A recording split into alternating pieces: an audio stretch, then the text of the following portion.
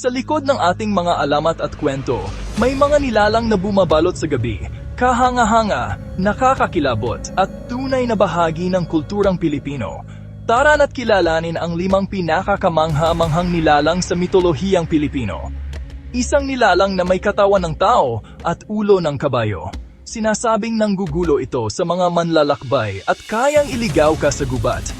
Pero sabi rin ng matatanda, pwede mo siyang paamuhin kung maagaw mo ang kanyang balahibo sa likod.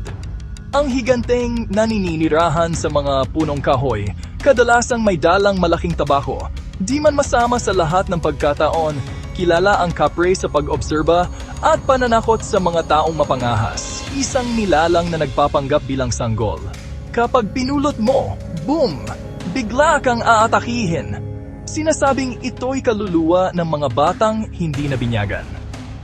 Kilalang kilala sa Visayas, ang nananggal ay babay sa araw, halimaw sa gabi. Nahahati ang kanyang katawan at lumilipad para manghuli ng biktima gamit ang mahaba niyang dila. At ang nangunguna, ang aswang. Sa bawat sulok ng Pilipinas, may kwentong kilabot tungkol sa isang nilalang na nabubuhay sa dilim. Ang aswang ay sinasabing merong kakayahang mag-anyong hayop gaya ng pusa o paniki. Kumakain sila ng laman loob at natatakot sa bawang at asin.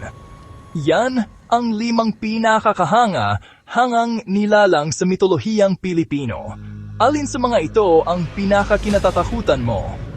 Please follow and subscribe for more amazing video.